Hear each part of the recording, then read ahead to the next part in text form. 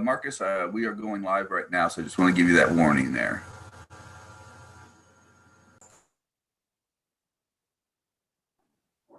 Thank you, Carol. So we're live on YouTube, people.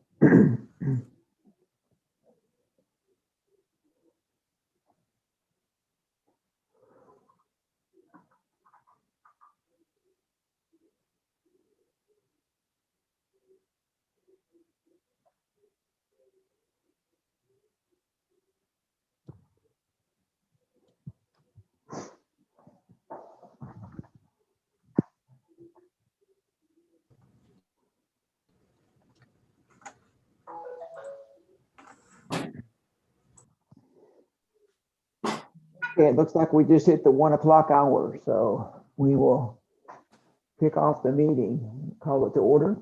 Good to see everybody here today. Looks like we're going to have a good turnout. This is our last full meeting of this faculty senate for this year. We have a partial meeting at the end of the month, the meeting where we have basically 2 meetings in one. The first half is with the old senators, and then we bring in the new senators for the second half.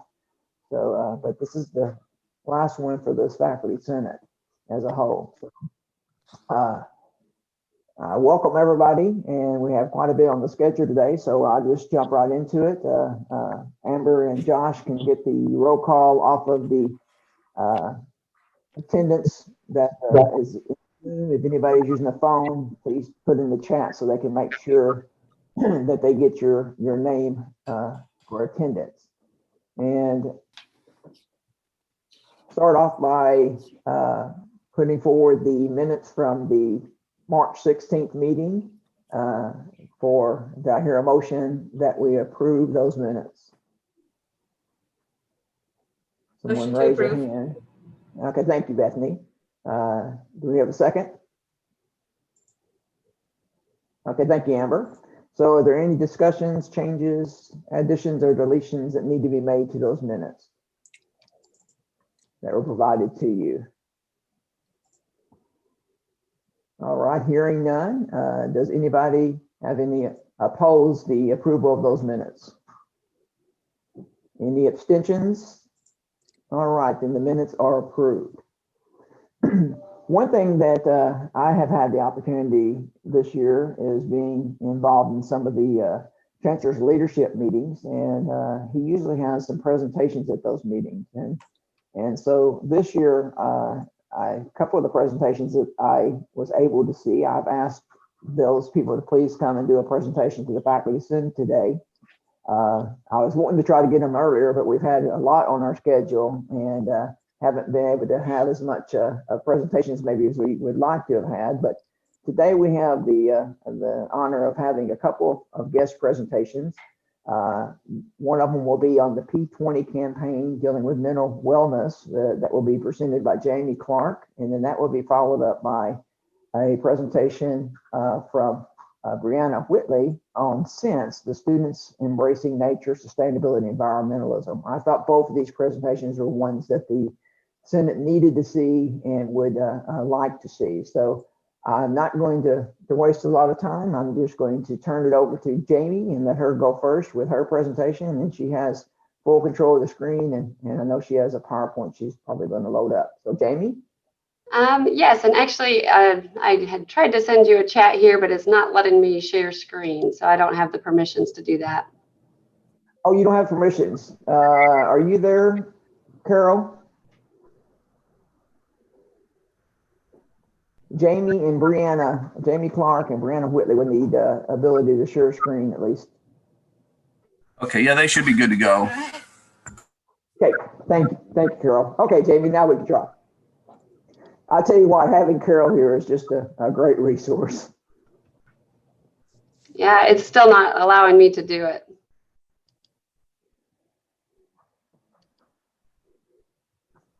Try it now, Jamie.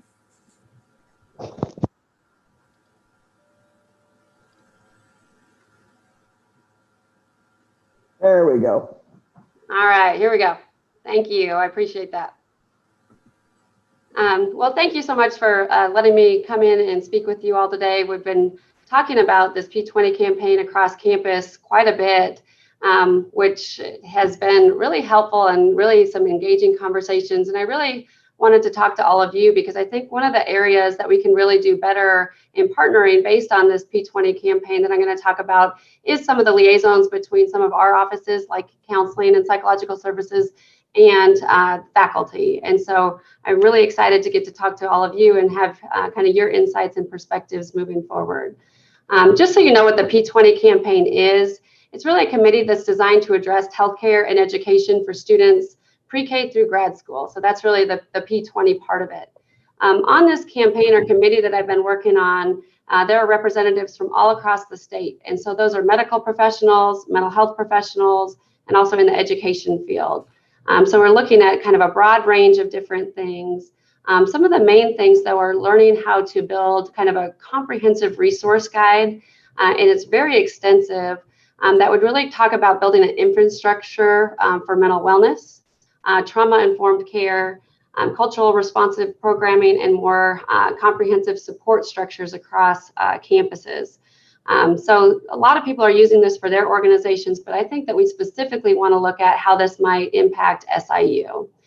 So my goal today is not to tell you about the whole resource guide, to just give a snapshot of what we're doing, let you know a little bit about what's going on with mental wellness. This is Carol. I'm seeing actually your Zoom screen. I'm not actually seeing the, do you have two screens on yours? Because I think you might be sharing the wrong screen.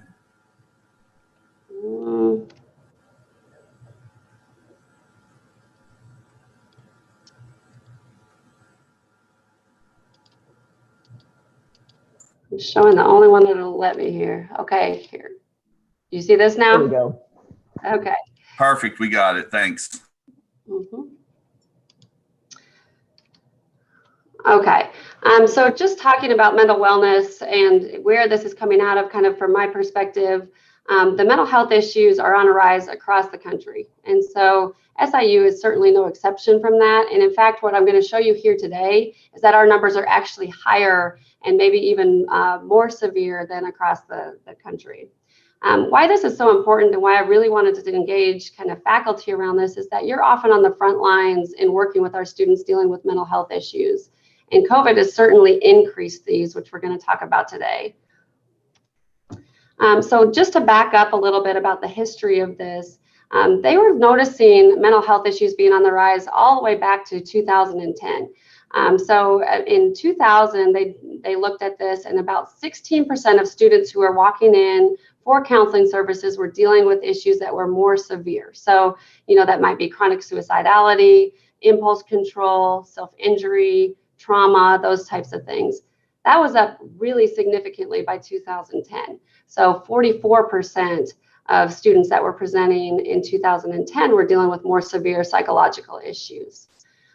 There's a survey that they do every year for counseling center directors that are across the country. And in 2019, which was the last one that was done kind of pre-pandemic, and they had well over 50% were dealing with the following issues listed below. So suicidal ideation, really severe depression, eating disorders, self-injury, and complex trauma. Some kind of alarming statistics for this age that I think are really important to note is going to be 35 to 40% of individuals aged 14 to 24 years old self-injure in some form. So that's going to be your cutting, your burning, binging, purging, those types of things. And more than half of them begin self-injury before the age of 14, which is really young and is kind of a new increasing trend that you're seeing in the junior highs. Suicide is the second leading cause of death in 15 to 24-year-olds. And this is kind of scary if you think about it. 20% of college students have contemplated suicide and 9% have made some sort of suicide attempt. Bullying victims are 500 to 900% more likely to contemplate suicide than similar age peers. And why this is really important to think about when you're in the middle of a global pandemic is that this includes cyberbullying. And people have gotten pretty brave kind of behind their cell phones or behind a computer in terms of bullying. So cyberbullying is really on the rise. And so when you look at those two in combination, that can be pretty alarming as well. I'm also looking at our students who identify as LGBTQ. 58% have contemplated suicide and 28% have attempted suicide, and over half have some form of self-injury. How this could look in the classroom, as you all are aware, which might be more difficult during a pandemic to recognize, especially if you're kind of in a hybrid or you're doing a lot of remote learning. But we're going to see a shift of some sort, a shift in attendance, maybe missing assignments when it's a student that you're used to, having high production out of, people that might be isolated from peers, maybe a change in your grooming or hygiene, but it might not necessarily come across as a mental health issue. What you might be seeing, and we can certainly do more trainings on this or how you might identify it, are going to be really a change in behavior. So it's really important to look at these things and any changes that you see in your students. We wanted to talk to you specifically about what we're seeing at SIU. So what some of the students that you're working with are dealing with. In these numbers that we're going to share, it's going to be the last full year that we saw students before the pandemic. And then I'm going to talk to you about what happened after COVID hit. So in the last full year that we saw clients before the pandemic, we served over 10% of the college students on campus.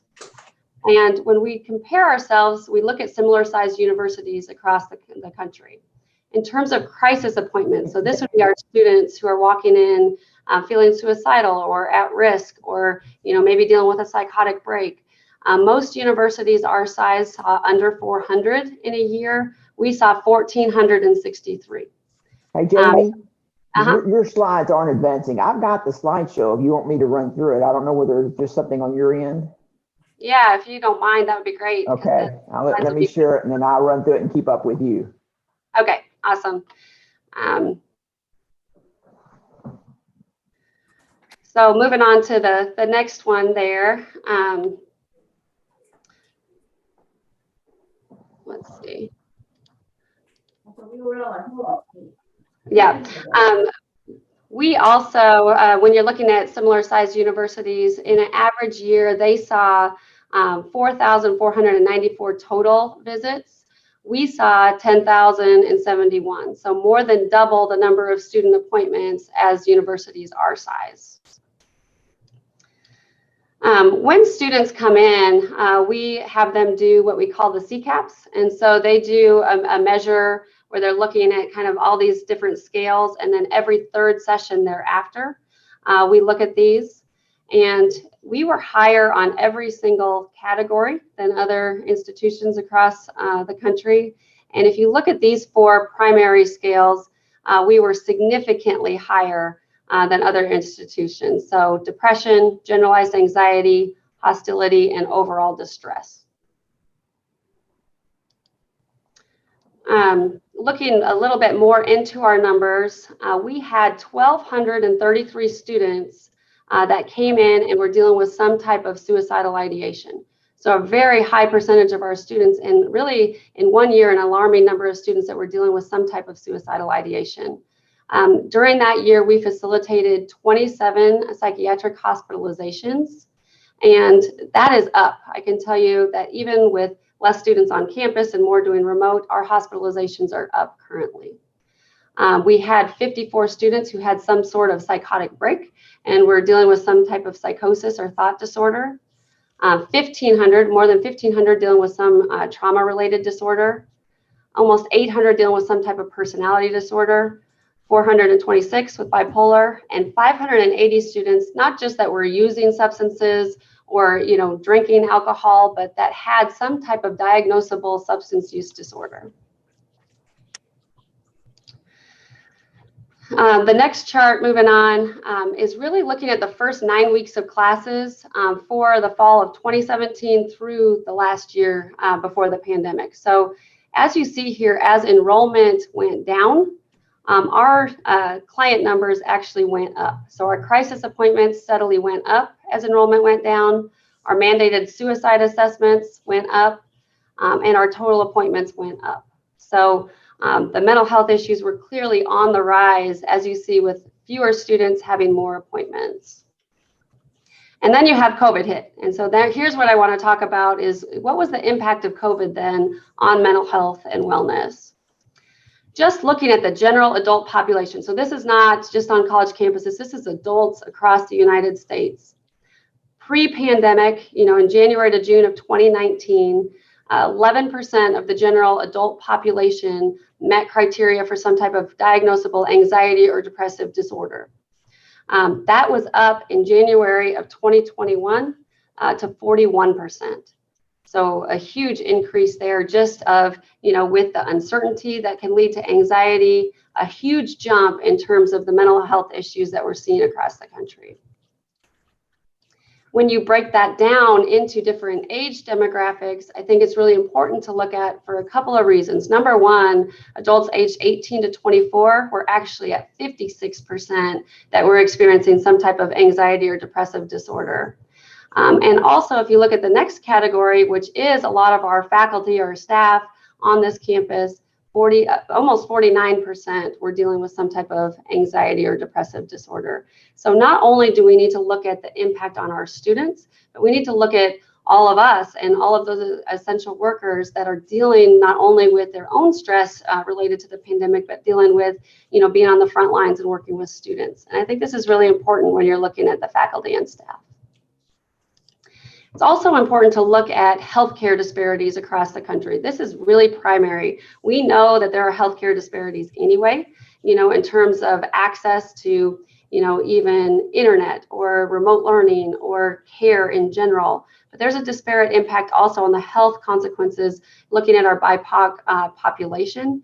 You can see that Black students, for example, Latino students are impacted at higher rates than their white counterparts. And so it is important that we look at not only did we have pre-existing healthcare disparities, but now we have those even more and accentuated by the pandemic.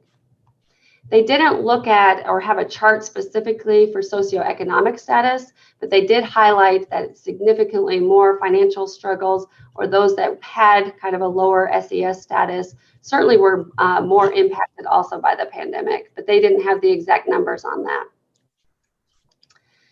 Shifting over into gender, there was a disparate impact on women, according to their study, but they really looked at that just as a dichotomous, so men and women. And so if you look back to that slide that I had showed you on our LGBTQ population, our students who identify as trans, if there was any increase in terms of the suicidal ideation that they were experiencing or suicide attempts, that would be alarming as well.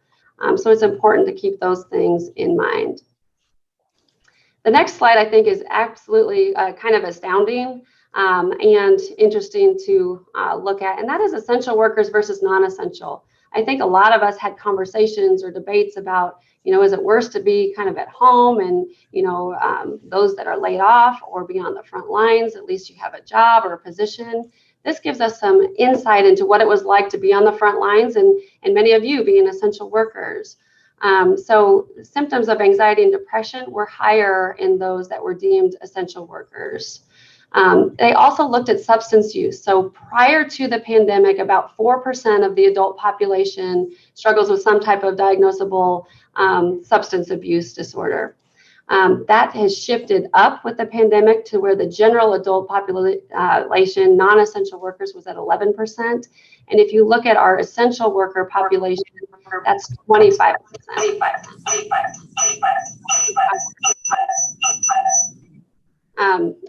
The next one is looking at those who contemplated suicide in the last 30 days. For non-essential workers, that went up to 8%. And for essential workers, that was 22%. So that means that when you think about the essential workers on this campus, 1 out of every 5 has contemplated suicide in the last 30 days. And so I think that just really highlights, it can be kind of scary to think about that way, but highlights the need for addressing this in a really well-rounded approach on our college campus, looking at the student needs first and foremost, but also looking at how are we taking care of our faculty and staff in ways that they can best provide for the students and for themselves. Looking at SIU too, we have hospitalized more first-year students this year post-pandemic than we ever have. So a lot of our hospitalizations in the past have been kind of older student age on average, some of our graduate students as well. But I have never, in the last 15 years of being here, recalled hospitalizing as many first-year students as we have, which kind of makes sense. It's their first college experience. They're away from home for the first time while dealing with the uncertainty of a pandemic. It makes sense to me why this transition would be more difficult, being more socially isolated and those types of things. But it's a trend that could be, scary moving forward, that we really need to look at how we address that. Also, the day before I first presented this, I had talked to psychiatry and I said, give me a snapshot. What is your day looking like with our new students who are coming in? And in that day alone, they had 6 new patients coming into psychiatry that day. 4 of their 6 new patients had been hospitalized prior to coming to SIU, one of which had been hospitalized multiple times. And this was for, suicide attempts. One was a severe eating disorder, and one was a combination of somebody struggling with, unmanaged bipolar and suicide attempts. So those are kind of the new students that we're dealing with on a daily basis.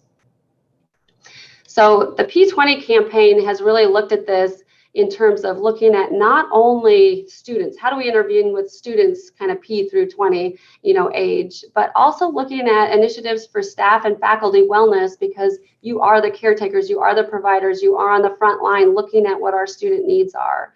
And so what we did, and I'm just going to give you a snapshot of this, is we broke these down into different initiatives. So here you see 9 initiatives for staff and faculty wellness. And what we did then is shift each one of those into an implementation goal. So how do we operationalize this? How do we put this into action? So you'll see that there are primary implementation activities. What are we going to do to address this initiative? And then how are we going to measure its success? Because so often we put these goals out there, or strategic plans hit on kind of broad philosophical ideas that we want to do, but how are we going to measure whether or not we're being successful? We're putting together timelines and milestones and checkpoints, so to speak, saying we want to have this done by this point in time, and checking ourselves to make sure that we're making the adequate progress. There are people on this campaign that also look at the finances of it. How do we get grants? How are we going to fund this? How do we make sure that we don't have a bunch of unfunded initiatives? And so we're looking at our resourcing for every goal. And then you'll see here in equity, I chose this one specifically because only 3 of the boxes are in green. But we are making sure that we are really addressing and making modifications to achieve equity in those areas that we're falling short. So until all of these boxes are checked, that goal is not going to be met in terms of the resource guide. We need to make sure that we are achieving equity across all demographics. Moving on to the next one, this is just a little bit more detail about how we're branching that out. And then with the resources, a lot of these institutions are saying, yeah, that's great, this looks great, but how do we do this? We don't have the information that we need. So the guide that we're creating that might be helpful to us at SIU also has links to all of the different resources that have informed really the goals that we've come up with, the initiatives and the implementation activities. So when this comes out, and I'll share it with you all when it does, there'll be a lot of links to help with how do I do this in a classroom? How do I do this given kind of the unique population that I have? Implications at SIU. I think that's pretty clear that we are currently faced with a mental health crisis, and SIU is not exempt from that. 18 to 24-year-olds are faced with more mental health issues than they ever have been. So we really need to look at how do we address this. We're doing some things well, and I'm going to shift on to the next slide there about some of the areas that we're doing well at SIU. The P20 campaign committee actually used us as a model in terms of access to care, in terms of mental health. So on our campus, we have multiple locations that students can seek services. So we have our primary site that's open 8 to 4:30, but we also have counselors embedded into university housing. And so students can walk in there between 4:30 and 9 p.m. On Monday through Friday, and also from 12:30 to 9 p.m. on the weekends. So we have increased access. We also wanted to provide something for those students who might not be as comfortable coming into counseling, who might not, be able to afford counseling. So we also have a counselor now that is in the student services building and partnered with the multicultural resource centers and Saluki First, so working with first generation students. So at any time during the day, 8 to 4:30, those students can also come in and see a clinician over there. We also have a counselor that's embedded in our medical clinic. So if somebody is coming in for headaches or insomnia or those types of things, and they realize that it's linked to some type of mental health issue, they can walk them straight over and see a clinician. So that's something that we're doing well, is getting access to care there. We've also been really working with some partnerships on campus to get counseling to be affordable and free. We were able to provide during the pandemic free services to those students who couldn't afford it, both through kind of subsidizing it at CAPS, but also partnering with the BAC and the USG. They donated some money so that we could get our students in for that. Housing and Wellness, Student Affairs has some initiatives and partnerships that have been really great in addressing the pandemic. And really identifying some of those students that are at risk, whether they're not going to classes, whether they need some peer mentoring. They've done a great job of identifying some of those students. And all of you have done some really good things and on the academic side, recognizing that. I think really looking at disparities in terms of like internet services, access to resources. Saluki Cares was able to give some access to internet and computers and those types of things.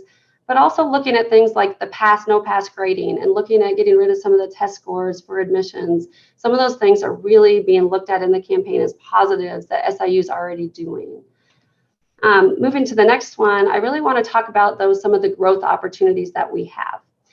So one of those is going to be in terms of the comprehensive support structures, and a real personal goal of mine is to bridge better with all of you on the academic side. You are on the front lines. I feel like at Student Affairs, there's a lot of overlap. There's a lot of integrated care, but really building stronger links between the academic programs and our support structures. So, I'd be happy to come in and give some presentations on how to identify at-risk students or what to do with that.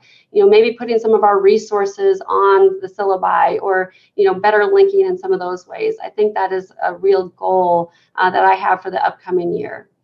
Another thing is finding better support for faculty and staff. We certainly have an EAP program, but CAPS is really willing to help get people in. So if you have faculty or staff that you're concerned about, please call us. Now, we don't really see faculty and staff, but we can help try to get them connected with resources. It is difficult though, because oftentimes that means waiting lists and those types of things in the community. But one good thing about the pandemic is it has opened up telehealth services. So we can really work to try to get faculty and staff tied into the services that they need. Also looking from a social justice perspective, we are really looking at access. We're really looking at, how do we recruit and retain not only diverse students, but faculty and staff? How do we keep people here once we have them? And part of that is we want to be a college of access and opportunity, but we need to make sure that we have comprehensive support structures in place to help them be successful, from academics all the way to kind of the student affairs side and the student support structures. So making sure that we have all of that in place. Also more impactful ways to get our messages across. So we're having a lot more conversations of understanding, those types of things, just looking at, diversity, for example. But how do we reach some of these built-in audiences? Like the opportunity for me to get to speak with all of you today is a wonderful example of that, having a built-in audience to some of the target populations you want to reach. So how do we better kind of look at the needs assessment, look at the needs of our students, look at the populations we're trying to meet and reach, and can we maybe get 20 minutes on an agenda of somebody that already has a staff meeting built in, as opposed to creating this wonderful presentation and then inviting all of you who are busy to it and don't have time in those schedules. So really being more efficient in terms of our time and how we get this message out. Also, how are we looking at protocols and to put in place and policies that really look at breaking down the systemic barriers and healthcare disparities? And I want to just briefly show on this next slide something that I created at Student Health when we were looking at our students who are transitioning from female to male and undergoing hormone treatments. What they looked at when they were coming to Student Health was kind of a menu of appointments that said a well woman exam. Well, for a student who is in transition, who identifies as male, that's not a very inviting appointment type. And it's not necessarily letting them know what it is that they could get done at that appointment effectively. So what we did is rename that kind of a cervical screening appointment as opposed to a well woman exam. And what we did is really look at how do we address the healthcare disparity there for our trans students, and created different checklists of, inviting them for a pre-visit. How do we change our language to be more inviting? How do we change our protocols to make sure that we are accounting for kind of those differences? I'm not going to go into all of those, but we can kind of scan through some of the checklists there. And then going to the summary, which is really that we're on the right path, but I'm hoping that out of this resource guide that maybe this can lead to some more conversations, both with us, faculty and staff, and across just the campus in general, of how do we better meet kind of the comprehensive needs of our students and our faculty and staff, and that maybe this can lead to some changes on our campus. And the final thing that I want to just throw out there is some of the resources that are available. So certainly, we talked about CAPS being available till 9 o'clock every day. And so these are some of the resources that are available just within the student health services, but also across the campus is kind of that last page. And so I would be happy again to come out and talk to anybody. If you have faculty and staff that are struggling, please send them our way. We would be happy to help get referrals for any of them, and doing some programming. One thing that we've done, and I've gone across campus doing some presentations for, is how do you take care of yourself? How do you care for yourself while caring for students? And I'd be happy to do some group presentations as well on if you found it helpful for your staff. So I know that's a lot of information very quickly, but I thought it was pretty exciting, some of the things that we're able to do. And also just really proud of SIU for some of the things we're already doing, but would love to partner with all of you a little bit more. And so that's why I appreciate the opportunity to speak with all of you, and certainly transition to any questions that you might have.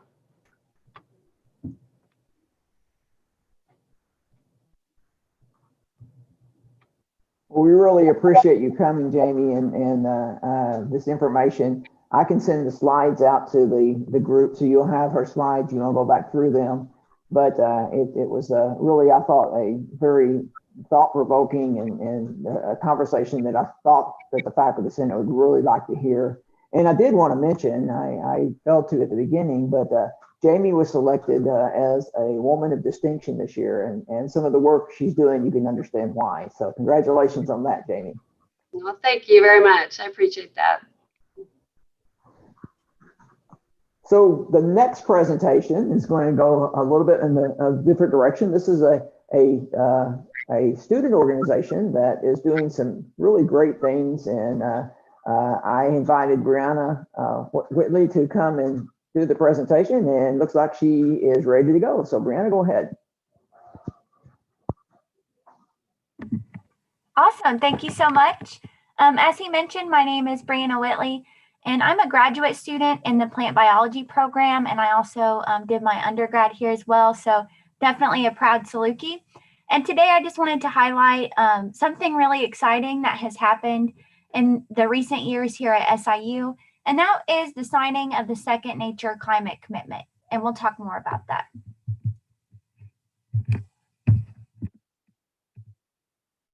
So for those of you that don't know, back on February 20th of 2020, right before the pandemic, before our lives changed, we had a really big moment in history here at SIU where we made our commitment to addressing the climate crisis. And this commitment was signed by Chancellor Dunn. And then, as you know, the world changed. But this is something that was very substantial as far as enhancing sustainability on campus. And this really came about because due almost exclusively to the advocacy and maybe demands of student groups such as SENSE, which is the group that I'm associated with, which is Students Embracing Nature, Sustainability, and Environmentalism, as well as some other student groups on campus, such as the Undergraduate Student Government. And then also folks like yourselves that advocate for sustainability and for initiatives to enhance our campus culture. So folks like Karen Schauwecker, pictured here, who is the sustainability coordinator for SIU, and then like Justin Harrell, who is a mechanical engineer here at SIU. And these two folks are actually serve as our implementation liaisons, and I'll explain that a little bit more. And just to plug Sense a little bit more, this is the student group that has been advocating for sustainability on campus for many years. And they were formerly known as the Eco Dogs. And this is actually the group of students who advocated for the SIU Green Fund, which continues to fund many different sustainable projects on campus today, and also founded the Sustainability Council, which is still in operation today. So just to reiterate that students have really been at the forefront of the sustainable movements that are happening on campus. So you're probably wondering, what is the Second Nature Climate Commitment? And essentially, it's a commitment that enables universities to be actors of change and creating a more sustainable future. In signing the Second Nature Climate Commitment, we are now part of a climate leadership network, which includes about 800 total colleges across the United States. And in signing this commitment, we will have a campus and community task force, which will include folks on campus as well as in the community to be a part of this task force. We'll complete a greenhouse gas inventory. We'll also complete a campus and community resilience assessment. And in those two things, I just want to mention this whole process will be very data driven. So there won't be any actions taken until we have the baseline data. But once we have that baseline data, then we can create a comprehensive climate action plan to address the climate crisis. And in doing so, we will have increased efficiencies on campus, which will reduce costs, which of course is something that administrators and people in general always love to hear. Who doesn't love to save money? And 72% of reporting signatories have stated that they've saved their institutions money. But of course, it will require some upfront costs as any new initiatives. But in general, this is really going to be a great benefit to our college, not only for the cost savings, but in reducing emissions and becoming a leader in addressing the climate crisis. And in doing so, we'll be attracting new students because we know that this is something that's really important to Gen Z and a lot of the younger students as well. And it's a way for us to really engage the campus community and the Carbondale community at large, because there'll be many people that are part of this process. So the Second Nature Climate Commitment integrates two commitments. So the first one is the carbon commitment, and the second one is the resilience commitment. And this helps us strive for carbon neutrality to fight climate change, as well as facilitate community building to adapt to climate change. So it's really twofold. So again, the carbon commitment will, one of the goals is carbon neutrality and reducing our greenhouse gas emissions. And the goals of the resilience commitment is climate adaptation and community building within the campus community and the Carbondale, Southern Illinois community at large.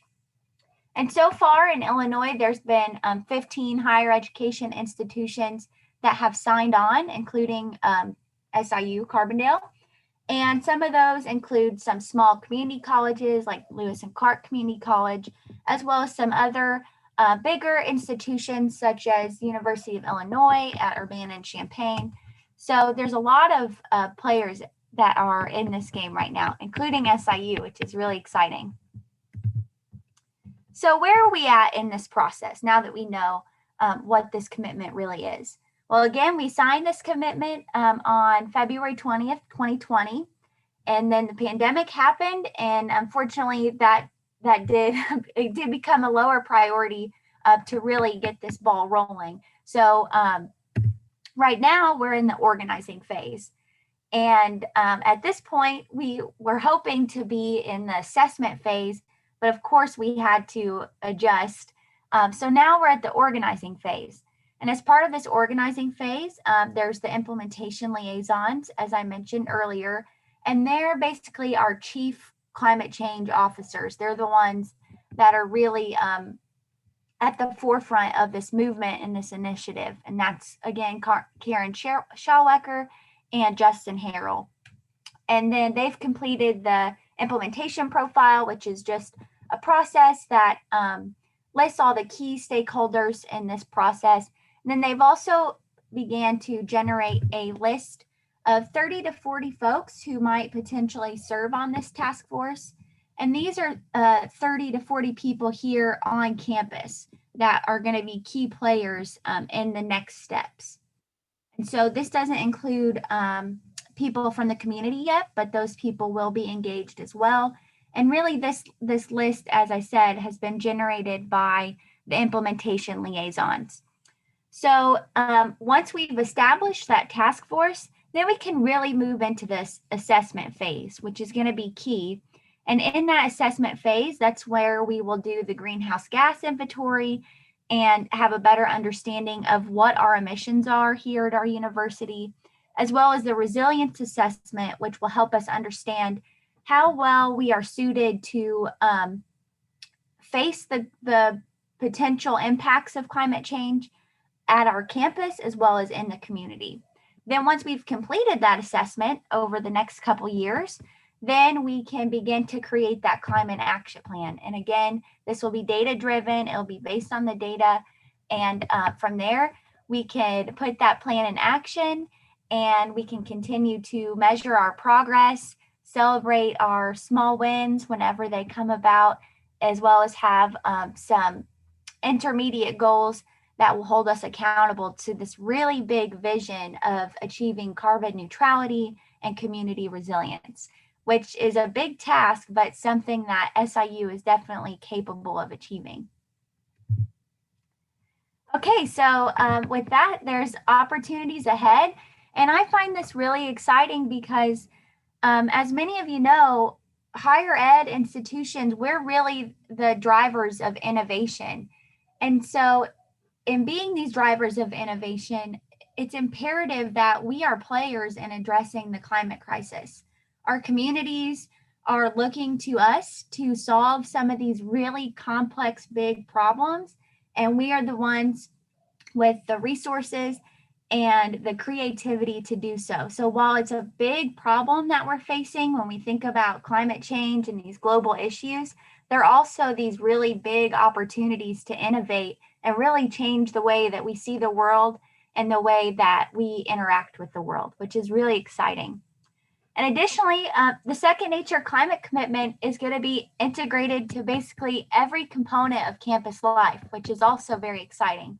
So in signing this, we've made a commitment that we will integrate carbon neutrality, learning about carbon neutrality and resilience and social justice and all these things related to sustainability will be implemented and integrated into our curriculum, as well as research and of course infrastructure if we're going to be reducing our greenhouse gas emissions.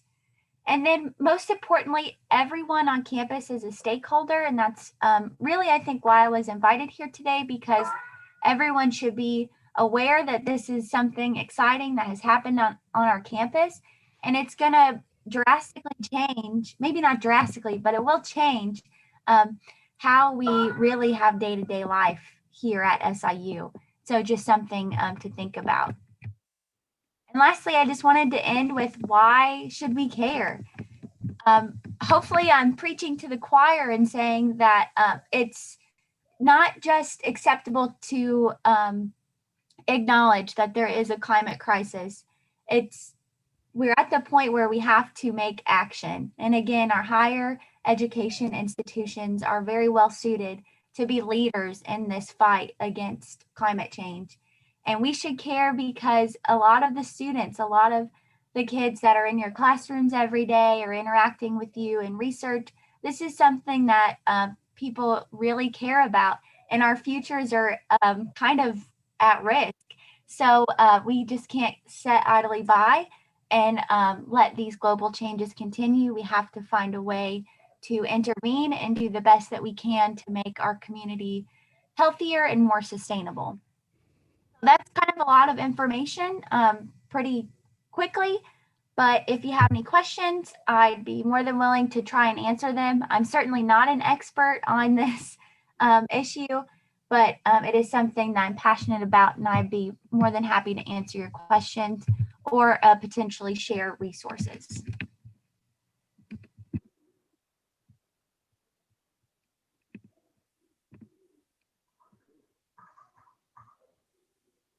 Well, we really appreciate you taking the time to come and show us what is going on and what it's looking like for the future for the Sense Group and for the community in Carbondale. So thank you very much, Brianna.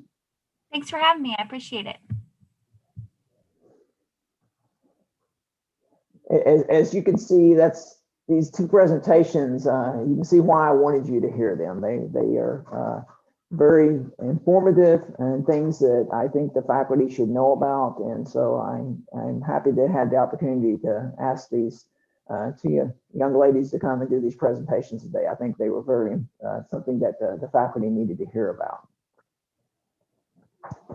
Okay, well, let's move on into our rest of our meeting. We're to the point where basically I'm going to give a little recap of the listening and learning tours. We finished the last one, I think it was April 1st for the faculty, and it was a makeup session, and we had a very big diverse group on the makeup session, and it went really well, as had all the others. I think the chancellor heard a lot of good and positive things from the faculty. I think he also heard some things that the faculty was concerned with, and I appreciate all the faculty that participated in those sessions. I think they were very worthwhile, and I hope that the faculty got as much out of them as I did in the ones that I attended. So I wanted to give you an update on that. Also, I will say at this time that as we're moving forward, there will be elections for new officers for the Faculty Senate coming up at the next meeting, which is in 2 weeks, basically. The meeting, the last one of April, we'll have elections for new officers for the Faculty Senate. So if any of you are interested, just keep that in mind, as we will need to have a slate of officers to go before you for election purposes. The next thing on the agenda is the session with the Chancellor and Provost.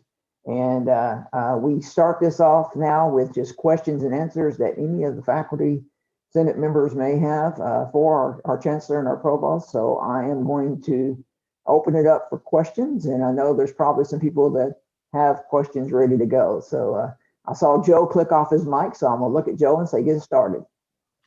So it's the usual question about enrollment, because I just attended a very interesting and well-received open house last Friday. So I think this one was aimed at transfer students, and particularly that was something that we had a problem with last year because the pandemic closed us down right when we were trying to get those transfer students through yield. So could you just, I know you've updated me, you update me personally quite often, but can you update the Faculty Senate on where we are, I guess, 4 months out?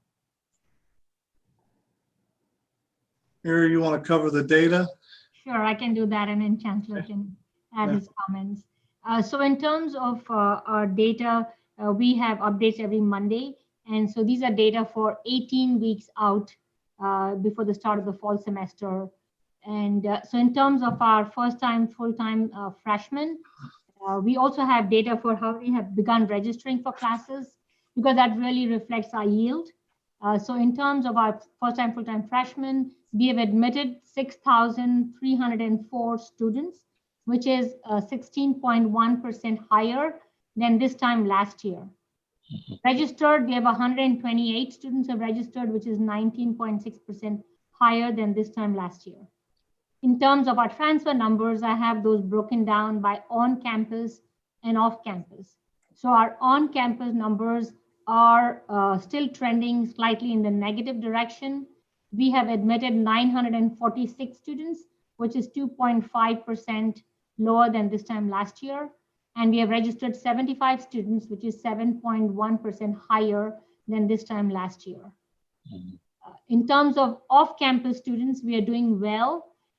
We have admitted 177 students, which is about 22.9% higher than same time last year. And we have registered 28 students, which is 40% higher than this time last year. I also want to point out that out of the admitted 177 students, 130 of them are in our completely online programs.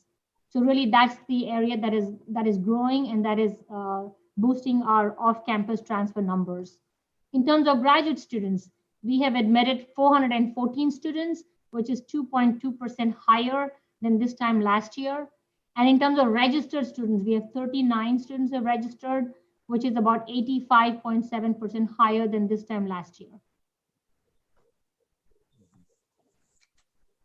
So Joe, and as always, thanks for the question. You know, the real work is happening right now. Those are really good stats, but we're really focused on the yield. You know, how much of that can we actually get to attend?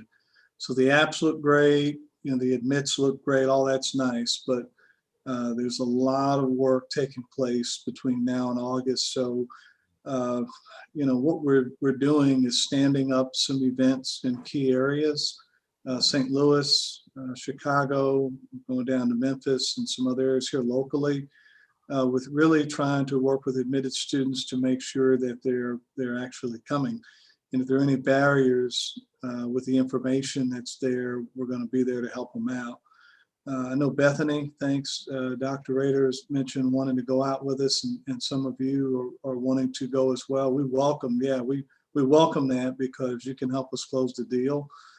So Mira and I were talking about this, and Mira, I think you came up with this at the end on top of what we were saying. But if you have, if you're a legend in your high school and you happen to be in this area, let us know, and we'll go back to your high school with you to help recruit. So, you know, we can tell you how many students from your high school or how many students we have that have actually applied from your high schools.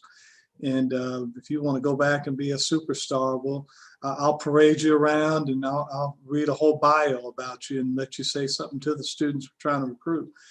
We did that already in a couple of cases, and I'll tell you, it works. You know, believe it or not, it works. You may not think you have a lot of pull there, but you really do. So if you want us to go back in these areas, we'll be glad to do that. But a lot of work that's happening now. And I do want to point this out. A lot of this is, some of this is, it is happening pretty fast. It may seem like it's uncoordinated, but there's actually some method to the madness in what we're trying to do. And as we begin to plant a deeper seed into the elementary and middle schools, you'll hear about us signing a partnership with Carbondale District 95 here with Daniel Booth and others. I was just talking to Rex Buddy, and there's some regional efforts that are happening where we're trying to get into the elementary and middle school students to talk about SIUC a lot earlier. So we're not engaging students junior, senior year. That's really too late.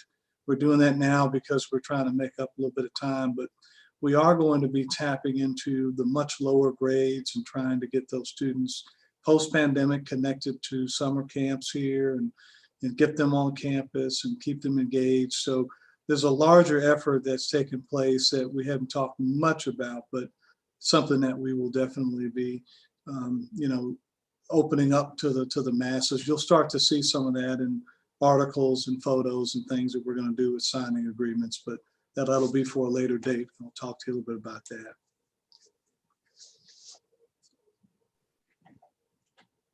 Sir, could you, I was going to say, any of you are a legend in your own mind at your own high school. He still wants you to go with him to recruit. But I also, while you're talking about recruiting, before we go to the next question, could you mention about the loss of John Frost and what's been moving forward to replace him and moving forward with that? Yeah, so pleased to report that Amanda Sutton, you know, Amanda's been with us for 17 plus years, knows admissions inside and out, is from the Metro East St. Louis area. She's stepping in on an interim basis. I said this earlier this morning, it's so important that we have second in commands, or we have folks who are ready to step in, next woman, next man up mentality. We've got to create a little bit more of that. And I'll tell you why. And Amanda, Dr. Odom will be taking over. We will have essentially an entirely new cabinet. just, I'm not sure if you know, but let me give you a rundown of how many positions will be new from searches that we're going to do in the next year. Our Vice Chancellor for Finance and Administration is retiring, so we'll be looking for a national search for a new CFO. Our Marketing and Communication position is open, will be posted very shortly. That's Ray Goldsmith. We'll be hiring a new Vice Chancellor for Diversity, Equity, and Inclusion as early as this month. So that person will be new. Our Vice Chancellor for Student Affairs is retiring in April. We'll be looking to search for, we already have that position posted, so we'll be searching for a new Vice Chancellor of Student Affairs. You just heard about our Director of Admissions. We'll have Amanda fill that role, and then when we hire our Associate Chancellor for Enrollment Management, which we are close to almost having that person identified, we'll probably have them identified in May. That person will then hire the full-time permanent Director of Admission. So, that position will come open. Our CIO position that Scott Bridges holds now, we'll do a national search for that position as well. And our research position, very shortly after we get some more feedback, we'll be doing a national search there. Gary's done a great job. We'll do a national search there to see who will be in that role. So a lot of positions will be moving around on cabinet, which is, it's typical sometimes when you have a new person come in and you've got some retirements and you'll have some movements. And so we'll be doing a lot of replacing of people here and looking for you to be involved in those decisions, by the way. So I know many of you with some of those searches I just mentioned, as I look around the Zoom, you've been on those committees, and we appreciate your effort and your time. We know you're busy, but it's important that you get a say in who we're trying to bring in some of these leadership roles that'll be here to support you. So that's just a kind of a quick rundown there, but very confident in Amanda's abilities. She's no learning curve, so she can jump right in. And we had her on cabinet this morning, and she contributed as soon as she stepped up and took her Zoom microphone off. She was ready to go. So excited about that. Thank you, sir. Michelle, you got a question or comment? Yeah, sorry, it took me a second to unmute. For the Chancellor or Provost, either one related to recruitment. So sorry, it's kind of a similar question to what I had before back in January or December. But my daughter is a junior. She has been heavily recruited by UK and other good schools. Hasn't gotten a thing from SIUC. Lots of letters from other universities. She's a junior and she's really thinking hard about where she wants to go for school, and she doesn't feel any love coming from SIUC other than what her mom says. Did you get our email that I sent out to all faculty and staff? Yeah, but that's coming from me. I mean, I think if something were coming from SIU, she would be, and she's gotten lots from SIUE.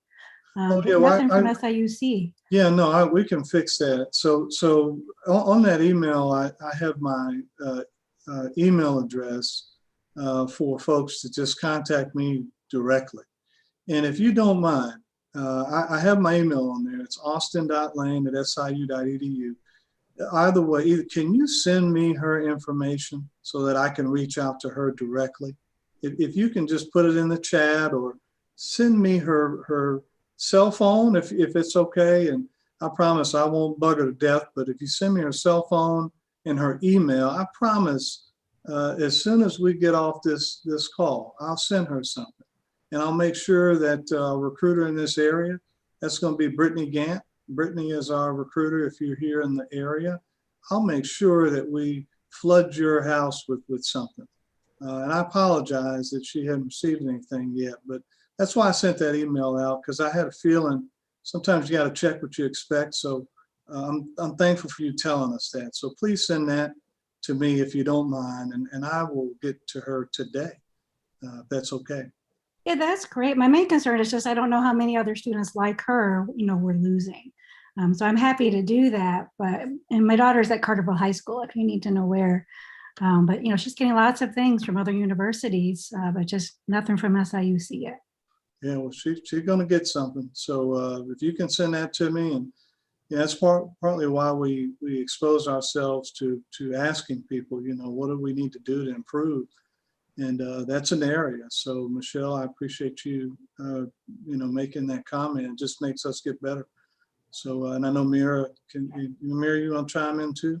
Yeah, I mean, I'm glad that Michelle, you brought this to our attention because it helps us to do things better.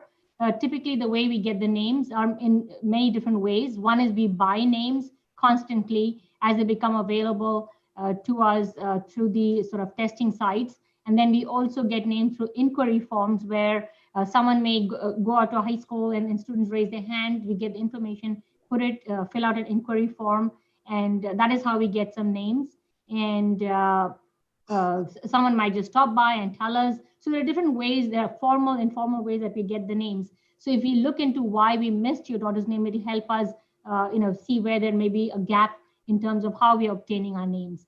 So for example, like for fall 21, we do have 8,805 applications and from a larger pool. So we are reaching out, but if we are missing some channel, it'll be helpful for us to know. So thank you. Yeah, and we even talked, I met personally with Carterville's, with the superintendent over there.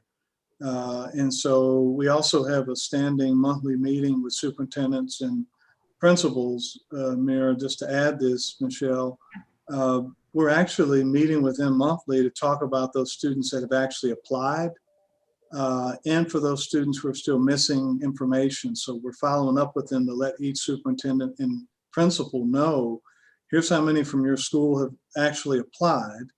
And here's what we want to do to close the loop. Students that may be eligible for scholarships or and other different things that could be available to them. We're talking directly at a high level with those individuals. So, again, these are things that we think as we plant these seeds, we're just going to get better and better with making sure we don't have folks slipping through the cracks. So if you can send that to me, I promise you, I'll get back in touch with her and send her something today. Great, thank you. Yeah, and I don't know, why the other universities have her name. I'm guessing they just bought it from Carterville High School. But I just wanted to let you all know, just because I'm guessing she's probably not the only one. She's a straight A student. So I'm guessing she's not the only one who's missing information. Yeah, junior? Yes. Yeah. Yep, junior. Yeah, no, we'll get on that radar. I don't want to have to come back on this call again and you give that same comment. You send me that if you can, please. So I'll reach out to her. Thank you. Looks like Lee Chang has a question. Lee Chang? Yes, I have a question related with like a reorganization. So the reorganization has progressed to the stage that we're very close to the end. One question I have is about the operating papers. Do we have a timeline to say how the operating papers will be finalized for different schools? Or another issue is related with the director hire. So do we have a timeline, for instance, the approved schools or the schools already being formed? Do they have when do we expect to have directors being hired, especially for the operating papers? Because what happens when they have new hires coming in, and then they will need to be provided with an operating paper. So that's important for the university. Chancellor, can I jump in on that just real quick? Because we discussed this at our EC meeting, and after the EC meeting, I reached out to Ann Fletcher with the Faculty Association and to Dave DeLala, who is on the university side, I know works with the Faculty Association, and operating papers are discussed in the contracts. And Ann and Dave responded back to me, and basically they said that they are working diligently to stay on top of that. They're committed to make sure that the operating papers are established as soon as possible. The collective bargaining agreement in Article 5 states the contents, approved procedures, timelines, and dispute resolution procedures for operating papers, and that the provost office and the association are working with the academic units to get feedback and try to get the ones that are in development but not quite there to get them done as quickly as possible. and they're also providing feedback to those units as much as they can. Basically, the timeline says that 30 days from receipt that the operating papers have to be through the process, and said that there's actually one that is at chancellor level review right now that just came in about a week or so ago. And but they said that they would work with the faculty senate if we wanted to be involved, which is what the discussion is around, and helping the units develop their operating papers. They'd work with us in any way possible, but they said they're on top of this, and that is one of the key things they want to make sure happens is operating papers, and that's coming from Ann and Dave Delala. Now, the chancellor or provost may want to add to that. I mean, I'll just say that we are working with the units that have already formed, and the timeline, the general timeline at the time of when we were creating the unit was about a year, that you have a year, and a lot of it depends on the faculty doing the work. And so we are beginning to receive drafts and giving feedback. In terms of the school directors, these are being selected through an internal search process. So as schools are being finalized, we're reaching out and asking the schools to go through the process of selecting a director. Some units have chosen to select an interim director, and some have chosen to do permanent director. So depending on which process, which title is preferred, the process may take you more or less time. And so that's ongoing as schools are formed. Okay, thank you. Grant, you got a question? Well, just a comment to follow up for the good of the group. That you're right, Marcus. It was a conversation that happened during executive committee, and one thing that we encouraged the chancellor and the provost to help us on that area is to ask for constant updates, just as they are with our deans, asking about constant updates on recruitment and retention numbers, but to ask, of course, Dave Delala and others, as far as our deans, about updates on those, because of course, as those in executive committee recall, we all shared horror stories. I mean, I came here in 2007 and we have yet to have an operating paper during, that time. So yeah, we greatly appreciate that support and help and putting that as a priority. Thank you. Other questions or comments? You can either use the hand raise in the participant list, or you can just raise your hand on the screen and I'll call on you.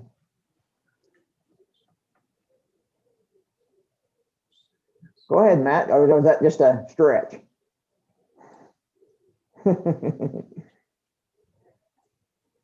Okay, if there's no additional questions, we will then let the chancellor and the provost take a few minutes to update us on anything they may feel they want to update us on. Well, mine very brief, not to be too long, gave you kind of an update on the positions, and you can see some of the movement that will take place between now and probably all the way through the fall semester. We'll be hard at work at, shifting some things around and getting some folks in positions. But let me thank everyone first. I know the semester is probably feeling a little long. It is April. Jennifer, I'm looking at Jennifer as I prepare for my class tonight. So Jennifer's in my class. I too feel like the semester has been pretty long. And so I appreciate everyone hanging in there and taking care of our students and taking care of each other. Hopefully that's happening as well. We have been very fortunate in that a month or so ago, we didn't know about any vaccinations and whether or not they'd be available. And lo and behold, we look up today, they're all over the place. I think the Banterra Center, they're trying to give them away. They can't even give them away. So I know our students, faculty, staff are getting those vaccinations. We're not following Rutgers University in my home state with mandating or requiring, the vaccinations. We haven't jumped off that cliff yet, and really interested to see how that's going to work for Rutgers and how they're going to do that, given some folks who may not want to be vaccinated, but we'll find out how that goes. Fall planning for us is still where it was when we announced it about a month ago. So hoping to come back to not so much a normal, I guess we call it a new normal semester, where we are trying to still stay safe, stay within the safety protocols, but have students that will be coming back. I will tell you, parents, students have been asking that question.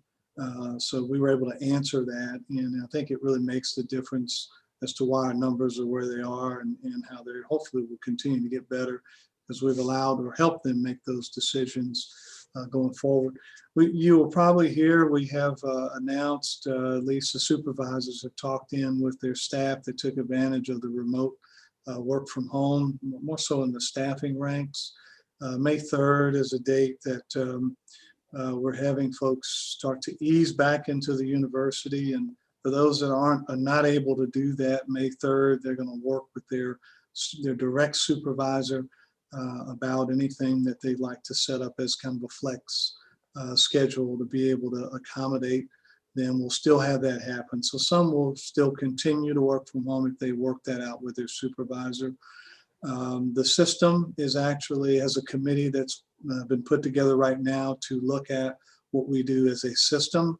That's both campuses going forward as it relates to remote work from home and how we would apply that across the system. And so we'll probably get some information on that maybe mid to late summer in that regard. So I know that's a big topic. We've done some things with our summer flex schedule for this summer. I know some folks it's optional. We'll have some that will take advantage of that.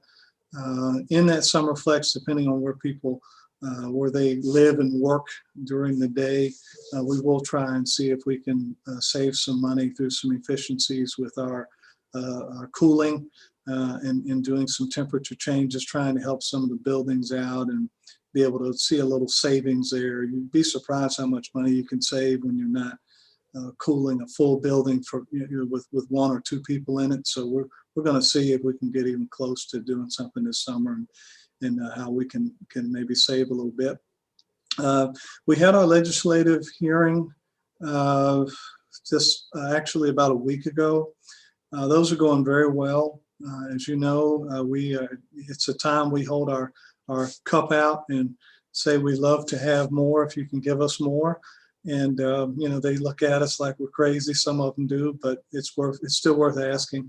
We are definitely doing that and making sure they know about what we're trying to accomplish here at the university. And so session, I think here it ends in May. And so we'll see how things go. Our state appropriations hopefully will at least remain flat. Be nice if it could go up, but if it remains flat, that will be very helpful. And then we, as you know, we're looking for ways, always, to try and make our tuition revenue side look a little better. The enrollment will help, and some inside things that we're doing will help as well. So lots going on. Commencement coming up pretty quick here, less than a month now. Saluki Stadium, we'll do that over 3 days. We'll see how that works. I think the only thing that would stop us now would be a tornado. And I probably shouldn't have said that, but I probably just jinxed the whole commencement. But, if it's raining out there, I think we'll have some umbrellas and I'm pretty sure we'll keep going forward with it because people are really excited about coming back for those that missed it or those that had the virtual commencement. So I want you to hang in there. I know it's a pretty long semester. I know our students are feeling it too. Hats off to Dr. Clark. She didn't mention this, but I will. She will also be serving as our interim director of the Student Health Center. She is replacing Dr. Grace. And so if you get a chance to send her a note after this, she's going to do a great job in that regard. So what I'm excited about, we have a lot of our female women leaders that are stepping up. As you know, we've got a very underrepresented population here of leaders in that particular category. So I'm glad to see a lot of what I mentioned today, those positions have been filled by females. And so we are committed to making sure that we keep an eye on as it relates to diversity, equity, and inclusion. And so we'll continue to do that. So I hope to see everyone real soon. I've had my shot, so if you want to stop by, I'm here. It's kind of weird seeing people face to face now with no mask, and I think we're allowed to do that if you've had your shot and I've had mine. So feel free. The invitation is open. I'd say, wait a minute, Dr. Brown, you backed up a little too fast there. It's like maybe I'll rethink this invitation.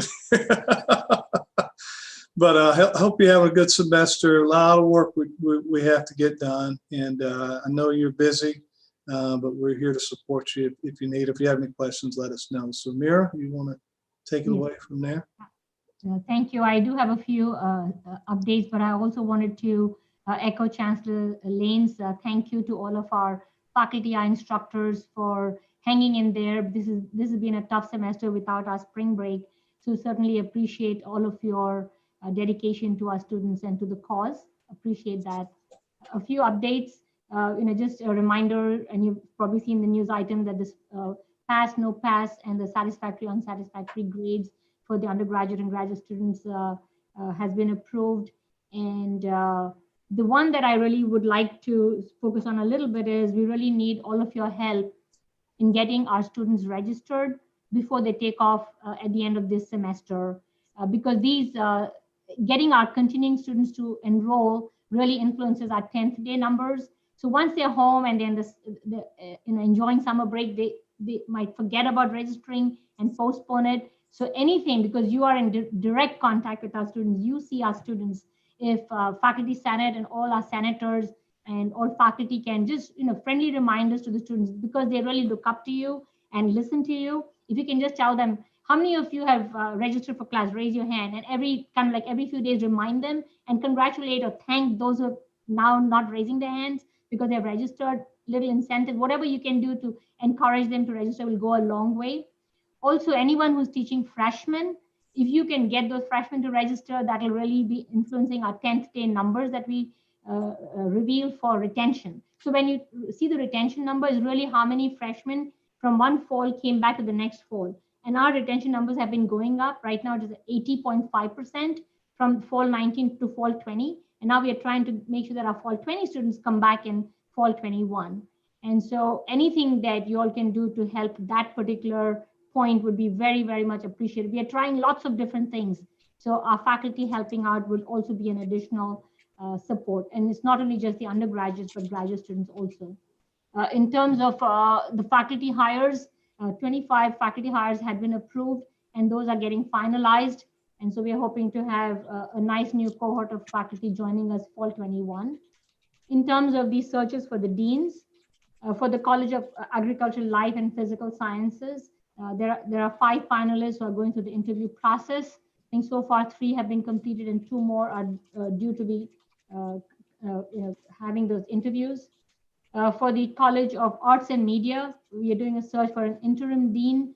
There were 3 applicants who finished the interviews. This Friday is the last day to receive the feedback forms, after which a decision would be made. For the College of Health and Human Sciences, this is a national search, and we are waiting for the process by which the search committee recommends the finalists, who will then go through the interview process. I think, and then the last update is that in addition to all of the other efforts, we continue to have our weekly enrollment management task force meetings, where we share best practices and identify any sort of glitches and obstacles in terms of yielding the students that we have admitted. So that's ongoing. Thank you. Well, thank you both for, again, being so transparent, opening yourselves up to the questions and comments, and providing us with information that is always helpful as we move through. And we really do appreciate that. The next thing on our agenda is the reorganization resolutions. And before we actually get to the resolutions that we have, I wanted to mention with reorg that we're getting pretty close to the end. I asked Lizette if she could just take just a second here to give a quick update on where we are with the full reorganization before we get to this resolution. So Lizette, could you please do so? Oh, sure. Now, keep in mind when I provide you with an update, I'm very careful not to predetermine an endpoint. So when I speak about different RMEs that are going through parts of the process, bear that in mind. So as you know, there was a proposal that had been put forth for a merger between Comm Studies and Africana Studies, but that did not bear the faculty support that we thought it would. So what you have in front of you right now to vote on today is a School of Africana and Multicultural Studies. We also have a college level RME that will be in front of you, I hope, by your next meeting. And that is looking at the School of Aviation, the School of Automotive, which become standalone schools on July 1st, to move them into the College of Health and Human Sciences. And the plans that we had put forth that were voted on to create those two schools, we said in the short term that we would honor their preference for which college they wanted as a home. And so that's what we're doing there. There was a proposal on the table looking at a merger between journalism and comm studies. That too has been listened to by the administration, and we're in the A9 process right now to look at a school of comm studies, a standalone school that would be in COLA. So, with a little luck and some grace, maybe we'll have this done by the end of this semester. Otherwise, Mira is really going to be upset with me. I joke. Thank you, Lizette. I knew you could probably give a very, very quick update there, and that's good to know where we're at with this process. And as you said, we have one in front of us today from the School of Africana and Multicultural Studies, and Joe and Eugene on the Special Committee for Reorganization were the team that worked on this one. So I will turn it over to them to talk about, and I will share my screen, which has the resolution that you can talk about there. Okay, so this is a very welcome RME. I think I speak for Yuting that we both really enjoyed working on this. We thought that this was a very protracted process, but in the end, probably the most sensible and correct solution to the discussions. And in a sense of the positive side of reorganization, or the potential of reorganization, is to foster greater synergies, at least to use the word of our previous chancellor on the subject. And these various studies programs have been isolated in COLA, have been generally I speak as a faculty member of COLA. I think it's fair to say, without pointing any fingers of blame, that in the past these studies programs have been very marginalized, largely because they have small core faculty, and when you're trying to defend departments, often the smaller fish in the sea get don't get as much support. So this is a really interesting, intriguing proposal to gain further support for these various studies programs. As I understand it, and Father Brown, do correct me if I'm wrong on this, that this conceptually emerged from something that you drew up. Is that correct? Yes, it is. Would you like to speak on that, possibly? Not necessarily. You're doing a really good job. I'm surprised at you. But, well, it fits almost everything we've been talking about today. When you start to talk about diversity, recruitment, retention, and my theme is the mission statement of helping to educate young people to be agents of transformation in society. Since 1969, it has been a common misconception that has been dangerous, I think, that Black studies was for Black people. Mm-hmm. I think that the news we've seen today and yesterday and this weekend would tell us that Africana and multicultural studies ought to be part of the required classes for criminal justice studies. Mm-hmm. And I think you could go up and down the list with disparities and inequities in public health, in education, with the state now mandating that teachers become more proficient and certified in multicultural educational competencies, and that more classes be taught in those areas. Our School of Education, college, or whatever we're going to be calling it, has got to have some place where their students who are being trained to be certified teachers can go and get these classes. Women and gender and sexuality studies, Latino Hispanic studies. At some point, this proposal has going to talk about, that we have to have, if we're sitting next to the Shawnee National Forest and down the road from the burial mounds up in the Metro East area, we need to have something about indigenous native studies. And these are not for those targeted ethnic groups. They are for some young white woman from Mount Vernon learning so much that she can walk into a multicultural world and feel comfortable because she knows what she is doing and who she is and who are the people working with her. This is really critical for the renewal of what we have to call a liberal arts education. But I have nothing to say about it. Well, I just want, as one of the reviewer of this RMAE, I just want to highlight two areas. Number one, this new school is timely and is needed to address social injustice and systematic racism, and it is clearly supportive of the university's mission and strategic direction, very important. And another thing which, as Dr. Brown, Professor Brown said, okay, not just the Africana, but also multicultural, which is needed, include women, gender study, Latinx, and even Asia study, etc. Okay, and we have a great potential and opportunity for this new school. Thank you. So we have the resolution in front of us to, it says therefore be it resolved that the special committee recommends that the faculty senate approve the RME as submitted to create the School of Africana and Multicultural Studies. So is there any additional comments or discussion before we go to a vote? All right, we'll call it to a vote. Anybody opposed to this resolution?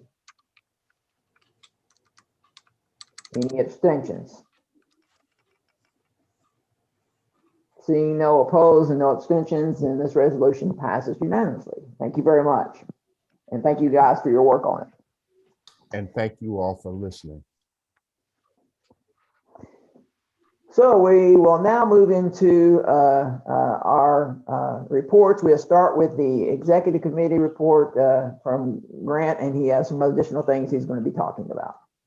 Yeah, so I have a resolution, of course, that you were sent concerning our elections. And Marcus, I'll just go ahead and share my screen so they can Okay, good. it. That's easy enough.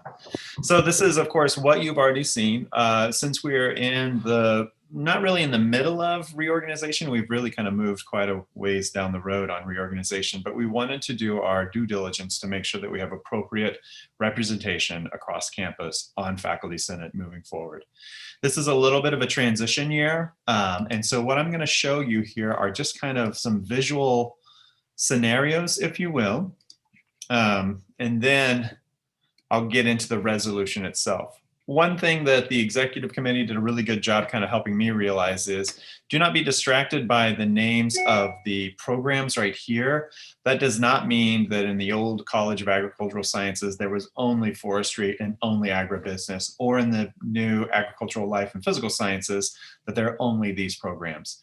Instead, and I went back and forth on this visual, I have just identified where our fellow senators are housed currently in terms of their units. So that's just one kind of thing to kind of use moving forward, just to kind of help with that clarity. So a couple of things that I want to point out in this visual, and then I'll show you how that kind of plays out in the resolution itself. And so here you have, because originally we had some colleagues who really wanted to just push forward with just replace the openings that are in really what we had our last spring 2020 seats. And I want to show a couple of examples of where that doesn't necessarily benefit as well, and in fact presents a bit more of a misrepresentation of our faculty body. An example I'm going to give you is the current College of Education and Human Services that is now part of the School of Education, or is actually reduced down to the School of Education, and that's where I'm currently housed. And I'll give you another example with the current College of Liberal Arts. So the first item that we have here is if we were to kind of go forward, and this is what you see here kind of as I'm hovering over, There's one colleague who is in this area who, of course, we would have an opening for. But it's inappropriate, of course, for us to have an election just to refill this opening right here, because if you see in the new structure, because of the Huntington Hill formula that we do use every year for elections, the new proposed School of Education should have one seat, one opening, and that's it. Currently, that is me. Okay, so trying to refill this or trying to have 3 of our old seats would be a poor representation of what was once the College of Education. Because in this case, I'm the only one that's going to be continuing on with the School of Education, and that actually by default works fine. So we will not need an election for filling a vacancy in what is now the School of Education. Another example, and I'll point out in the resolution where we've highlighted this, it's not ideal as far as what we have moving forward, but we would make the case that this is probably our best option. An example is, in this case, the College of Liberal Arts, which currently has 8 seats. In kind of, we have, again, some transition here. We have the current College of Liberal Arts. We have, and we're in the middle of the process of a proposed social sciences and humanities. I know that that's still in the open.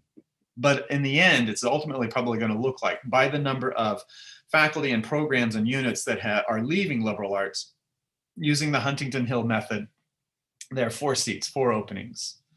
So as a result, we are going to have 2 additional senators in the current liberal arts. In other words, we would have 6. And so we're going to have 2 extra seats. And we want to make the case that that is fine. That's just part of the transition that we're having here. Instead of course, having 4 that they should have, that will happen through natural attrition later on. So as a result, what you see here is we currently have 37 senators. We will have, and we should hover around 36. That was just sort of a communication error that we had where 2 individuals were contacted during our last elections. Both responded, and so we just have an extra senator. We will, as a result, have 39 senators. But because of our operating paper, that appears to be fine. And again, we want to keep that because we do not want to deny anyone a seat at the table, if you will. So this kind of has some scenarios, some areas as far as where we need to have some upcoming elections. And again, like I said, please do not be thrown by, for instance, seeing only these programs listed in the new agricultural life and physical sciences and so forth. That is just basically the current colleagues who we have in front of us now, okay? I was gonna use names, but I needed to use programs so I could see where people are landing with our reorganization structure moving forward. That's just to give you context, because it's easy to get lost in the weeds when we kind of point out some things with the resolution. And so I want to point out and highlight a few items that I realize you've already read through. The first part is, of course, I just have cited from our operating paper and note that, of course, we shall normally have 36 members. So we're fine with 39 with what we're proposing here, okay? And then, of course, we pointed out for context, just to give you a sense of, as of January 2021, and Lizette, of course, Chevalier got a bit of an update for us as well. We have, it appears, 5 of the 6 proposed colleges that have already been approved by the Board of Higher Education, and 27 of the 32 proposed schools that have already been finalized. So as you can see by those numbers, we are well on our way with reorganization. The second whereas, of course, is just pointing out the dilemma. We do not accurately represent our faculty with this sort of current structure that we have. In other words, the structure that we used for the 2020 elections. A couple of things, of course, that I wanted to point out to you, because these were some options that we had that I think that are less than desirable. One was, and of course, in fact, Graduate Council was even exploring this as well. One is just to delay our elections. Because it's a little bit of a transition period, but that, unfortunately, as you can see by the number of folks who are highlighted in green, that's going to put us at a faculty senate of fewer than 30 representatives across campus. So that's not ideal. In other words, if we were to just postpone elections. The other less than ideal scenario that we made the case for is modifying the terms. In other words, since we have this transition year, having maybe the current elections only having a 1-year term. That's not ideal because then we're going to end up in a scenario where we have 2/3 of senators replaced during an election. And just because of institutional memory and so forth, that we saw that as less than ideal. As you saw when I pointed out earlier with the example of the College of Education and Human Services, as well as the College of Liberal Arts, simply replacing senators from the colleges that existed last election further misrepresents units across campus. And then, of course, pointing out, for example, the College of Science, the elimination of an entire college or the drastic reduction of a previous college, such as the College of Education and Human Service, further prevents us, of course, for having the ability to use a pre-organization structure. So essentially what we are proposing is that we move forward with supporting that we are going to use the approved schools and colleges, the 6 that you see listed here. We're going to use with the Huntington Hill formula, also, of course, our current units that are not impacted by reorganization, including like library fairs and so forth. And then finally, we wanted to make the importance of stressing the fact that, yes, we will have 39 senators next year, but we want to go forward with that because we will have 2 additional senators in the College of Liberal Arts, and we do not want to ask anyone to step down to help that as far as like whatever, the wonkiness of the numbers. You'll see here, the reason for is we have no elected member, and this is from our operating paper, no elected member shall be deprived of a seat on the basis of this reappointment. So as a result, we are not going to touch that. We are in this resolution fine with having more than we typically have in the past with senators and moving forward. I realize that's a little bit of a long exploration and description of the resolution that you have in front of you, but I greatly want to send out an appreciation to the Elections Committee for helping me formulate this resolution, as well as Executive Committee last week for helping us kind of go through discussing and fine-tuning it as best we could. Questions that my colleagues have?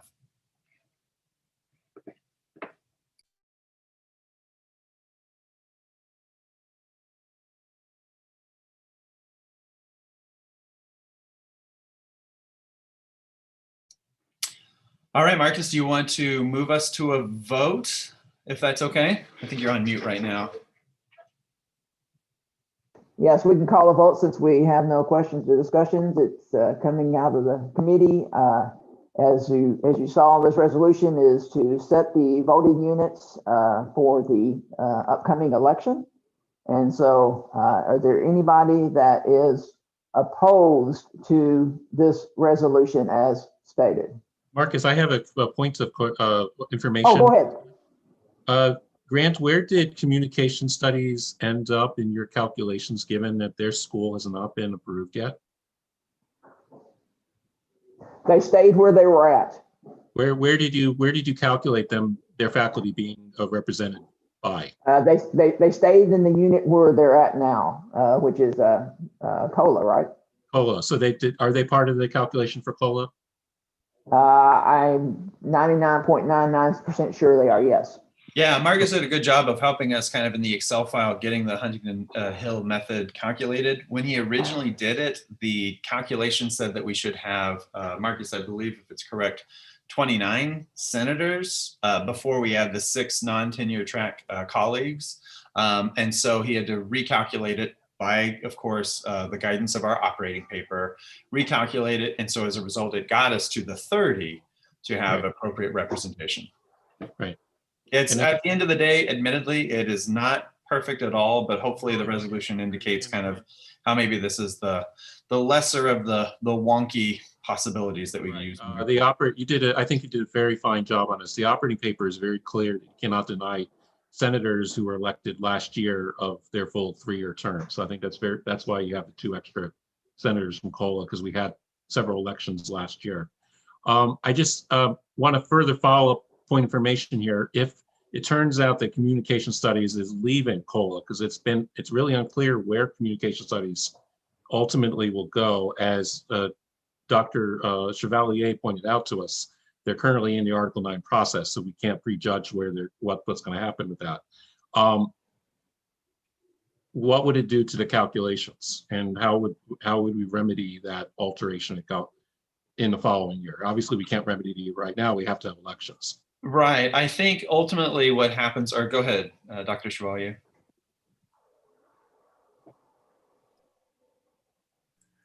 The RME that is going forward is saying that they stay in COLA. Again, we Okay. can't predetermine the outcome. Mhm. However, I feel some confidence with that. That would Thank you. address your question. Thank you very much for that.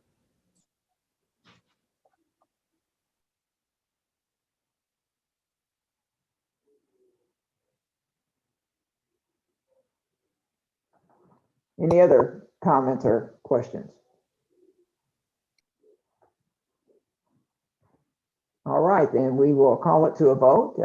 And all those that are opposed to this resolution?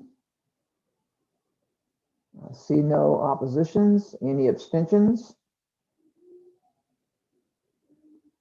Okay, we will move forward with this resolution passing. Great, thank you. for Just the real quick, setting of the voting. a quick note, Marcus, I'll have you and Josh, and I think is Amber with us as well. I'll have you guys stay after for a few minutes as we kind of move forward. Just to highlight, so thank you very much for passing this resolution. It's going to be a really tight turnaround, so I wanted to give you guys an update.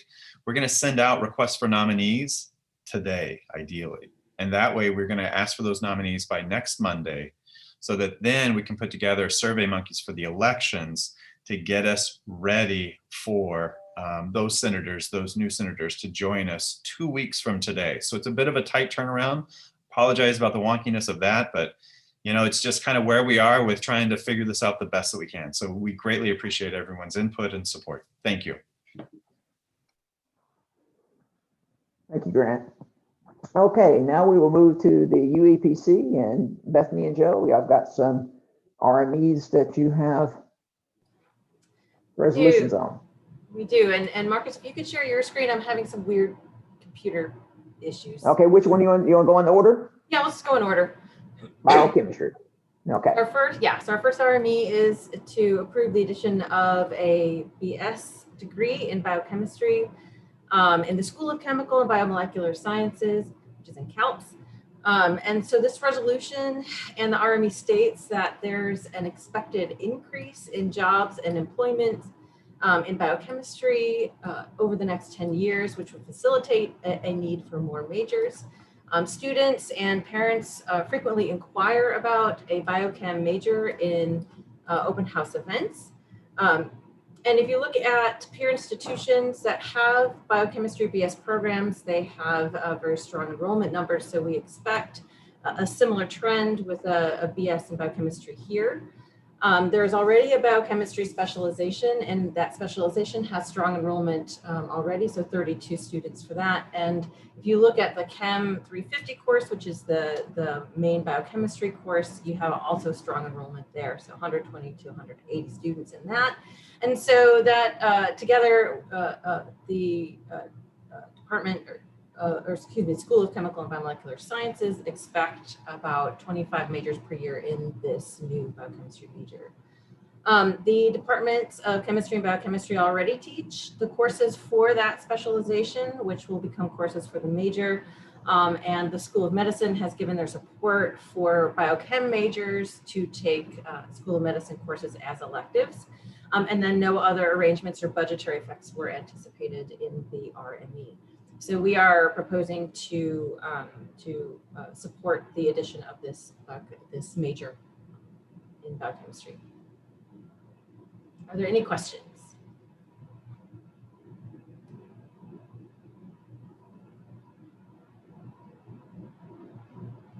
All right, Marcus, do you want to move it to a vote?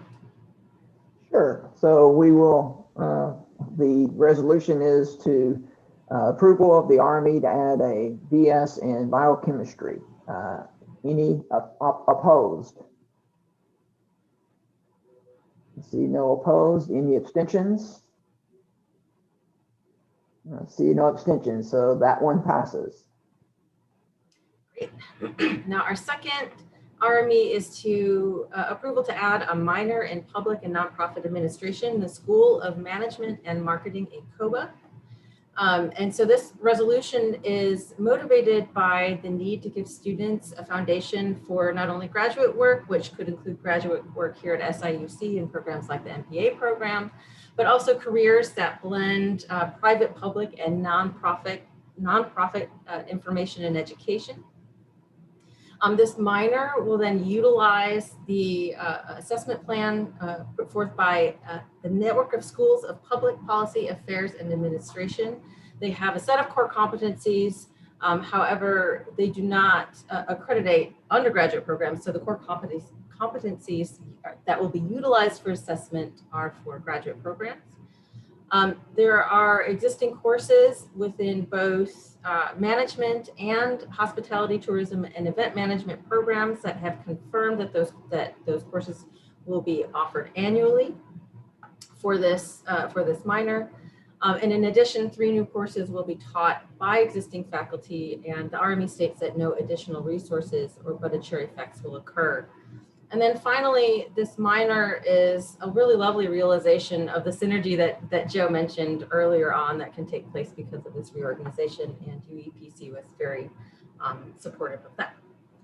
So are there any questions about this resolution?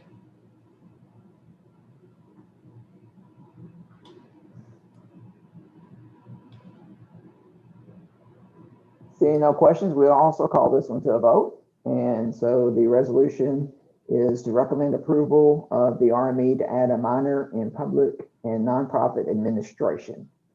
Is there anybody that is opposed to this resolution? Seeing none, are there any abstentions? Seeing none, this resolution will also pass. Thank you. And then our final resolution is for the addition of an undergraduate certificate in event planning and management in the School of Management and Marketing. I'm having issues with those words today, in COPA. And this is probably one of the easiest RMEs I've seen, the most straightforward I've seen. So HTEM already has a professional development sequence in event planning and management, and has had so since 2013. However, that the sequence did not meet IBHE standards for undergraduate certificates. However, the IBHE in 2018 updated its undergraduate certificate requirements, which now lets the professional development sequence qualify as a level 1 certificate. And so what that means is this development sequence will shift to being a level 1 certificate. And because it's already being taught, no changes will be made. So there'll be no real arrangements or budgetary effects that are anticipated. So it seems like a bit of a no-brainer. So again, the resolution is in support of this change. And let me know if you have any questions.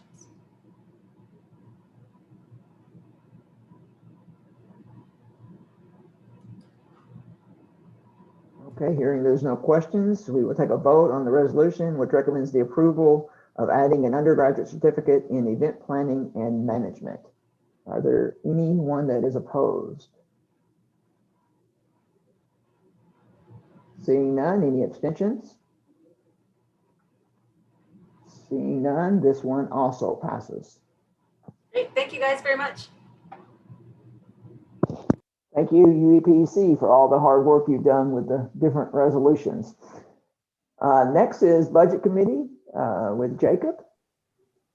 Hello, we don't have anything new to report unless any other committee member happens to have something that I've forgotten. All right, thanks. All right, thank you very much, Jacob. Then we have Committee on Committees and Scott and Eugene. Yes.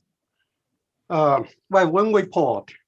2 weeks ago, we sent out a call to all SIUC faculty members for volunteer to serve on the SIU System Goal Committee on faculty and staff satisfaction. We received 6 applications or self-nominations with their justifications. The Committee on Committees reviewed and evaluated all the responses and recommended that Professor Deborah Panda from Education and Counseling serve on this SIU System Goal Committee on faculty and staff satisfaction. And of course, as usual, this recommendation is subject to the verification and confirmation of the faculty senator. Therefore, faculty senator, would you please approve this recommendation? Thank you, Eugene. So all those opposed, show your sign. Seeing no opposed, any abstentions? All those that approve. Okay, so thank you very much, Eugene, on getting that done. The next committee is the Faculty Status and Welfare. Don and Robin, do you have anything? Nothing to report today, thanks. Thank you, Robin. Okay, we will move to the Governance Committee with Li Cheng. We are continuing working on operating paper and then trying to figuring out how redistributing between, faculty number, different units and other things. So nothing else. Thank you. Thank you very much, Jane. We've already talked about the reorganization. I had Lizette give the update when we was doing the resolution previously. So Faculty Advisory Council at IBHE, Li Cheng, you again. Any updates? Yes, we had a meeting on March 19th. The first thing I asked about last.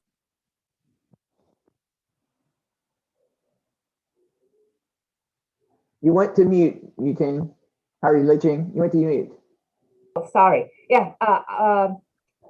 Let me start again. Faculty Advisory Council to IBHE, we met on March 19th. The first thing I asked about the strategic plan, this is a draft, is requesting public comments, and it had public comments and everything. So this is a report. I sent it on the link through chat. And then actually the link worked. It's just like when I checked it, seems like the website is broken. Particularly during the meeting, all discussions going to all this what's the stages of strategic planning process. Currently, a lot of different working groups, each focus on particular kind of issues. For instance, this first generation students, how can we encourage them to go to college? And also how we return and serving high achieving students going somewhere else. And some of the dual credit issues and the K-12 teacher preparation and teacher shortage, these issues being discussed among focusing group. And particularly, I think a representative of KT Strout, she represented D112. She talked about right now she is serving as the chair of a House Higher Education Committee. She talked particularly about the access and support for students and how to improve education in the state. This aspect of things, and there's a few issues being discussed, and then the entire advisory committees distribute discuss certain budget related funding models, and this dual credit is another hot topic among particularly community colleges. Nothing there's a resolution being generated about the anti-Asian kind of crime type of events, those type of things. Yeah, thank you. Thank you, Li Cheng. I'm going to jump to Gary Kinsel with research. I know he's got to get off for another meeting in just a minute. So, and he sent me a message, but I see he's still here, so I'll let him do research real quickly. Yeah, thank you, Marcus. I appreciate it. I do have another call I have to go to at 3 o'clock. I really just wanted to remind everyone about the Research and Creative Activity Forum this Thursday. Some of you I know certainly have students who are participating, and I'm sure you'll be there to encourage them. but I also wanted to invite anyone and everyone else who wants to participate to consider stopping in the afternoon. It's an open viewing session. You go online, you find the poster that you're interested in, you click on it, and it will take you to the Zoom meeting for that particular student, where you can look at their poster or whatever. You can talk to them just like you would if we were standing around in the, the ballroom at the student center. So I would certainly encourage all of you and for you to encourage your colleagues if they get the chance. I know that the students really appreciate it when the faculty show interest in the work that they've been doing. And certainly, I think it's well worth it if you can take some time to do that. So thank you, Marcus, for letting me get that little plug in early. And thanks to everybody else. Thank you, Gary. And now we will let Thomas give us an update on the grad council. Good afternoon and greetings from the Grad Council. On our last meeting, we approved approximately 5 RMEs ranging from the merging of the information technology program with the School of Computing and then School of Forestry and Horticulture, Physics and Applied Physics. We approved a master's in Human Sciences and accelerated master's in Human Sciences. Also approved an NUI for Masters in Aviation Management, another RME we eliminated Agrobusiness Economics concentration in an MBA. We also passed a resolution that did not recommend the approval for the RME for the School of Anthropology, Political Science, and Sociology. So those were our major accomplishments, issues that we had. Thank you for your time. Thank you, Thomas. Appreciate that. We don't have any old business on the agenda. Is there any new business that needs to be brought before the Senate? We didn't receive anybody requesting to make public comments either. So just in the announcements, don't forget to encourage your constituents that the upcoming elections will be coming up for Faculty Senate. We'll be getting new senators that will be put in at the end of this month. And also, if any of you are interested in any of the officer positions in the Faculty Senate, please express that interest. The elections for that, again, will happen at that last meeting of this month coming up. And so we encourage you to get involved in the officer side if you have that inclination. Are there any other additional announcements to be made? Okay, I think Josh and Amber, you have been asked to stay on at the end of this meeting for a little talk about elections. Other than that, do I have a motion for adjournment? I see Jennifer raise her hand. Second, there's a bunch of them going up. Phil, we'll give you that one, and y'all have a good rest of the day. We are adjourned.